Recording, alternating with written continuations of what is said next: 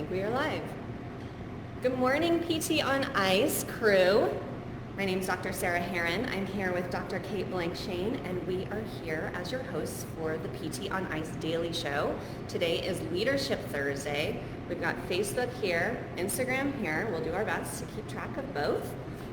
I want to introduce first Kate. This is her first podcast for ICE, and she is our co-lead instructor for the PT Practice Ownership Division of ICE, which is what I co-instruct as well.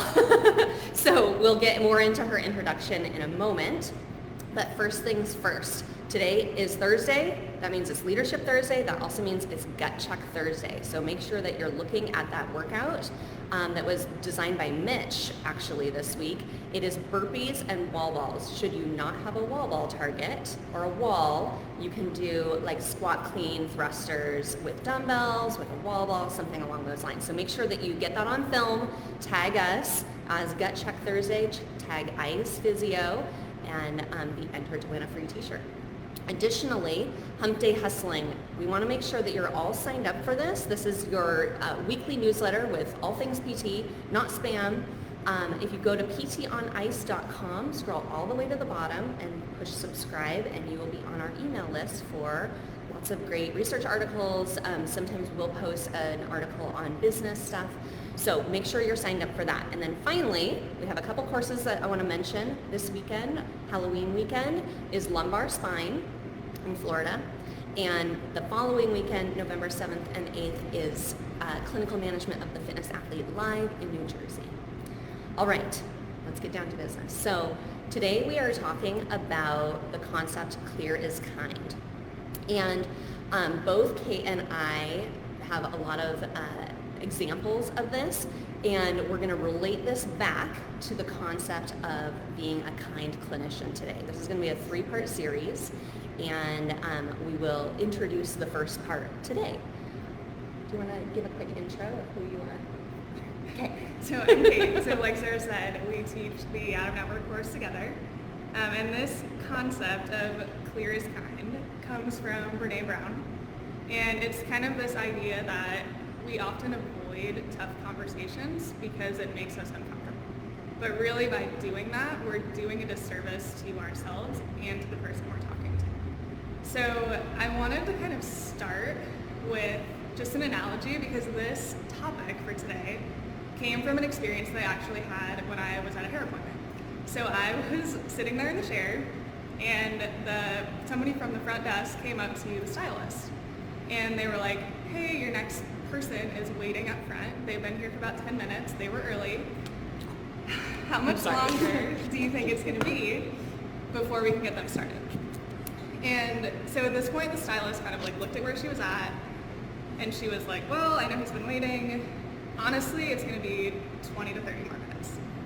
And then they had kind of a tough conversation because they had to basically reschedule her whole day. They had to talk to the guy up front about getting in with someone else. They had to make a lot of phone calls, but in that moment, I was kind of sitting there in the chair, like witnessing this conversation.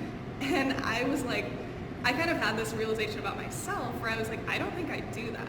Like in my personal life especially, where like I think if we make this analogy to like, how many times are you running late for something, or you're going to meet a friend, or they're going to meet you, and they're like, oh, I'm really sorry, I'm on my way, I'll be there in 5 minutes. And they know it's going to be 20 minutes. They haven't even left their house yet. Like, they're still not in their car, but they're like, well, I know they're waiting, and like, I feel bad. So I'm just going to say, like, hey, I'll be right there.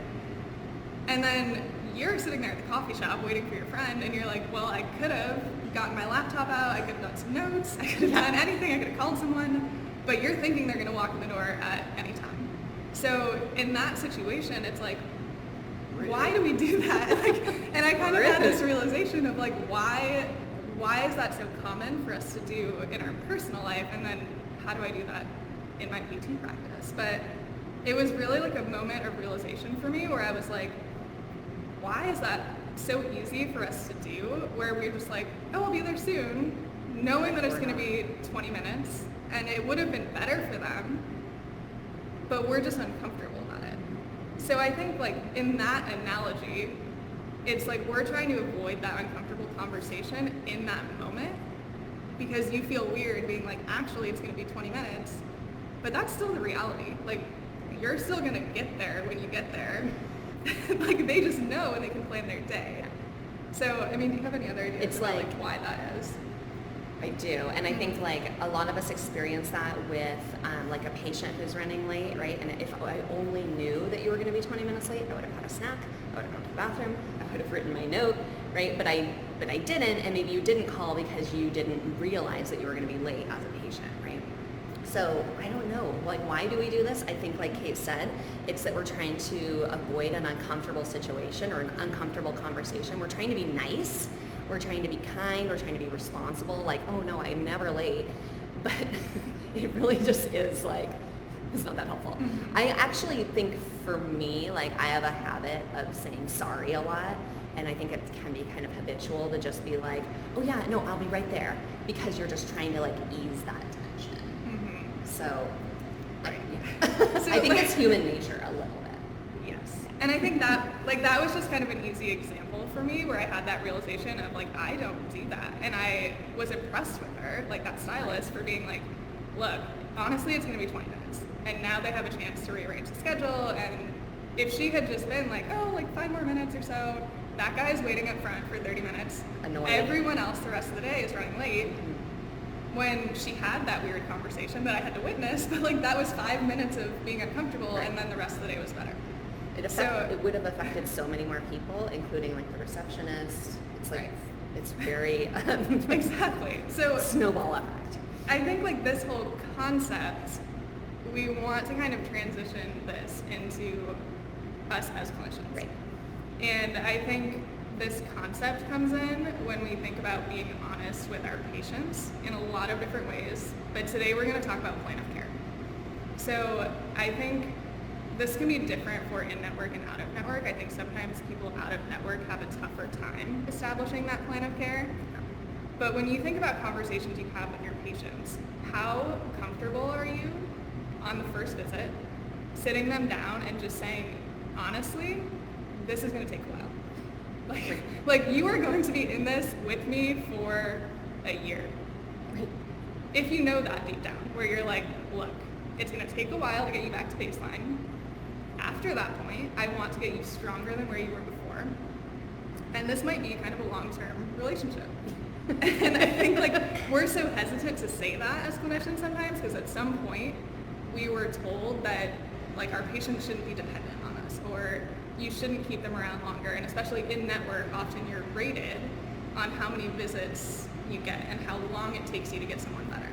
But especially when you're out of network and when you're thinking about transitioning someone to wellness or membership, it can be so helpful on that first visit to lay that out for them. And like we were hearing someone talk recently about doing this with memberships, where she was like, on the first visit, I tell them I don't discharge people. And I'm just upfront with that from day one. And they know with that expectation right away that once their plan of care is over, then they're going to become a member. And they're going to come in and see me once a month. A month is what she does. Yeah. For like A 6 year. months or a year. She has literally 6-month option or 12-month option. Mhm. Those are your options. And that's it. And that's it. But I think sometimes we're so hesitant to do that on the first visit because we don't want that uncomfortable conversation of in that moment, you have to let them know how long it's actually going to take. So I think instead, sometimes we kind of get in this like check-in mentality where you have them come in for the first visit, you kind of summarize that visit, and then you're just like, okay, well, let me know how it you're goes. doing. I'll see you next week. Or like, Or not even not. that. Like, just check in with me next week. Let me know how you're feeling. And then they leave the appointment without an expectation of what's coming next. But meanwhile, like, you know how long you think it's going to take. You know how long you want them to come in. But they're leaving kind of clueless. And like, you kind of did them a disservice by not letting them know what your actual plan is for them. Or your clinical like reasoning behind that even. Exactly. Because they don't know. Like, They don't know. And I think sometimes when a patient asks us that question of like, the visit's over, and they're like, how many times do you want to see me? When should I come back? we automatically go to this place of they're not wanting to come in, they don't want to pay for it, they don't want to come as frequently as I want them to. They don't want to do their homework. They don't want to do their homework. And I think sometimes we get in our head and we kind of talk around it then. Where you go into it that expectation of they're not going to want to come back, they're not going to want to come in long term, so I'm going to kind of sugarcoat it for them and be like, well, like, we'll see how you do. You did really well today. Your pain went from an 8 to 3, so I feel really good about that. In session change, so... Great, which is great that you did that. But you know that you're not going to get people better in that way in one visit, or you're not going to get them to where you want them to be. And if you are doing that... right, like if you're actually magic. getting people better in one visit and back to better than their baseline, and so they're not going to get injured again, like that's magic. Like I want to know how people are doing $1,100 a session. Exactly, Yep. like your prices should be a lot higher. So from that first visit, like we're doing that patient a disservice if we're not laying out that whole plan for them. And often I think that's because we are uncomfortable personally. Because we know clinically how long we think it's going to take for that tissue to heal, for that motor pattern to change. Exactly. We know how long it's going to take to build up strength. And then past that point, we're talking to a lot of people, especially out of network, about taking them past medical necessity. Which is actually very like emphasized within our ICE community, right? We're fitness forward and we want to like help across that lifespan.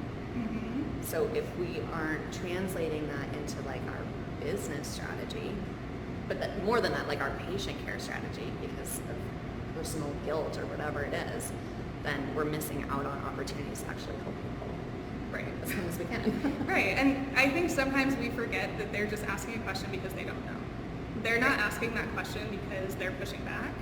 They're not asking because they're like, ooh, I don't really want to come in. I think I just want to come one more time, or I want this to be the last one. But we go there in our head. So sometimes they are just asking because they want a clear answer. They just want to like book their schedule every Thursday at 8 or like Exactly. know what their plan is. And it's more convenient for everyone if you can tell them that up front of like, I think this is going to take 6 weeks, 8 weeks. I want you coming in once every 3 weeks for a year. And you kind of have longer plans of care like that. Yeah, so a lot of you know I treat hip impingement, which can be a really chronic condition for people, and if in certain situations it flares up over a lifetime, right? And we can kind of like ebb and flow with these symptoms. And so when my patients come in, specifically in that patient population, typically they're coming in after some failed PT attempts or lots of care. And sometimes they're like really like, I call it PT fatigue. They're like done with it, right? They've heard it all. They've been told all kinds of different things and they're just like kind of sick of it. But I know as soon as I read their chart before I even meet them, I'm like, crap, this is going to be like, this is a long haul patient. And that's normal for these patients and expected, and I'm not stressed about it. So it is my responsibility as a clinician, as a person, to be like honest with them and say, look, I can help you. You will get better, but this has been going on for 12 years and it's not getting better today. And like, I want to see you next week, and for a couple weeks, I want to do once a week. But after that, I'm going to wean you down, and probably we're going to see each other once a month for like 18 months. And then they're like, oh, okay, well, great thing I like you. Like, it's like, I just established that right up front and upon checkout, like on their very first visit, we're checking out from the eval. I'm talking them through, I'm out of network, so I'm talking them through that stuff, and I know how expensive that's going to be. So usually that's when I'll kind of say like, well, maybe, next week we might think about doing a package. And we'll talk about this price transparency stuff next time, but that's really at the root for the out-of-network folks. I think like that's a big component for why we don't really say what we want to say, because 18 months of once a month therapy at $150 a pop is going to cost them a lot of money. And like, do I not believe that I am worth that, or do I not believe I can actually get them better? There's all these other layers to that, but if we can really think like clinically, I know how to get this patient better, and I know that if I send them home with 2 exercises, even though they had in-session change, and they did the exercises well, but literally I had to do it with my hands on them, like to get them to do it right. And then I'm gonna send them home and just expect that they're gonna do it perfectly, and because it's like kind of a basic exercise that they're not gonna want more. Like, no, they need more. So I think it's our responsibility, but it takes a lot of practice to do it, to like get it out of your mouth. And I think the other component of that, so that's plan of care and being honest about that, but the other thing that I know I personally need to be more transparent about on the first visit is home exercise program compliance. Because I think we often know that patients need to do that, and we know that that's important to them getting better, especially if we don't want to be seeing them as frequently. All the time. But I think, at least for myself, I could do a much better job of being more clear with my patient about why it's important, how many times I actually expect them to do it, and how it's going to affect their outcomes. Because I think sometimes I'll just send an email or send their list of exercises and say 2 times a week for this long, like we all just put those reps in there. But I think it's that accountability component that can be a tougher conversation, where you have to set that expectation of what they're gonna get out of it when they're in clinic, but what you need from them outside of clinic. What they need from themselves. Right, exactly. And I think sometimes we just skip over that part of the conversation of letting them know how important that is. And also, the other side of that is letting them know what you expect from them in PT. Because I think sometimes, especially when we know that exercise is going to get them better, and actually getting up and getting stronger and moving and doing functional things, but the patient sometimes wants to lay on the table. Rub me. Right, because it feels good. But like, we know that they need more than that.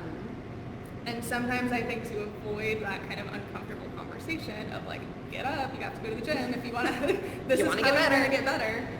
We're just like, we end up doing it because we think that that's what they want, but we know better. Especially if we're charging money. We're like, I just want to give you what you want and make you feel better. Right. And letting them know what is actually going to make the change, which is getting off the table, right, doing their exercises, and then doing that at home. Right. So I think, to summarize all of this, it goes back to that conversation that you have with your patient on that first visit. And setting aside time at the end of that visit to be upfront and honest about all of those things, about how long you actually think it'll take, how long you want them in, ideally. And for some people that includes wellness visits. So that includes like laying out that whole plan of care of how many visits you think it's going to take to get back to baseline, and then what you want for them past that.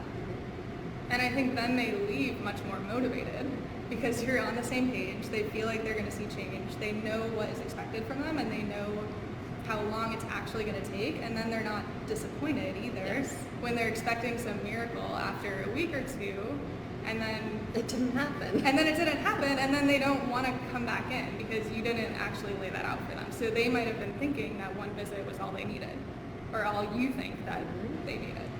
Right. And then you lose them as a patient. Then PT didn't work for them. Then they can't refer you to their friends. Maybe they go somewhere else. Maybe then they become a chronic patient somewhere else because they can go weekly and use their insurance or whatever it is. Right. Yeah. I think that like we often put words in people's mouths, right? Like we're making an assumption that you don't want to come in, or you don't want to spend money, or you don't want to do your exercises. But how many times have you actually been like approached by your patient when you have them on this frequency of like every 3 weeks, and they're like, I kind of would really like to start coming in once a week.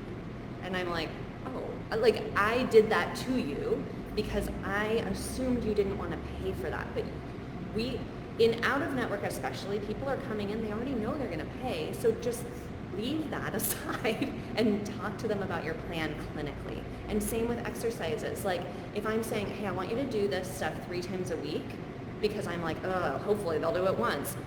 But then I'll get an email and they'll say, is it okay if I do this every day? I really feel like it's helping me. Like I'm just making an assumption, but they don't want to do it. So I need to just be clear. Clear is kind. Right. Clear is kind. So to summarize, clear is kind, and that applies to uncomfortable conversations.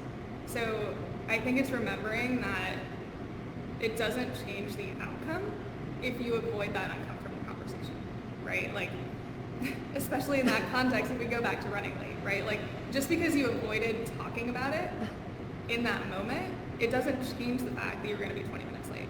And just because you avoided talking about it in that moment on visit 1, that doesn't change the fact that for someone with chronic low back pain who's really deconditioned, it might take them a year, more than a year, of working with you and consistently putting time into the gym, like getting stronger, doing everything in PT, for them to actually start to feel better and feel like they're back past their baseline. So gain independence too. Exactly. Right. Like if they can't do that on their own, right, you can keep them. So just avoiding that conversation doesn't change anything, and it actually makes it worse, right? Because like you've lost that patient potentially, or they're leaving your clinic not knowing what the plan is or not having confidence in what the outcome is going to be. So today we talked about plan of care. Yep. Next time is going to be price transparency. So we're going to kind of keep going with this clear is kind concept, but apply it to some different things. So next time we'll be talking about being honest about pricing and having those conversations with patients. Which really ties back to plan of care again. So it all is kind of like a blend. That's great. Yeah. I think this is a concept that we all can reflect on, and we'd love to see in the comments like how you struggle with this or where you've seen this work or not work, because like we said earlier, I think a lot of it is just like kind of habitual that we just do it out of like kind, like human nature. We think it's being kind. We think it's being unkind. Right. Right, exactly. So if you haven't, read a little Brene, and otherwise we will always quote Brene Brown for you. Anything else? All right. Thanks, everybody. Have a good rest of your week, and we'll check you out on the flip side. Take care. And goodbye. Hey, thanks for tuning in to the PT on Ice Daily Show. If you enjoyed this content, head on over to iTunes and leave us a review, and be sure to check us out on Facebook and Instagram at the Institute of Clinical Excellence. If you're interested in getting plugged into more ICE content on a weekly basis while earning CEUs from home, check out our virtual ICE online mentorship program at ptonice.com. While you're there, sign up for our Hump Day Hustling newsletter for a free email every Wednesday morning with our top 5 research articles and social media posts that we think are worth reading. Head over to ptonice.com and scroll to the bottom of the page to sign up.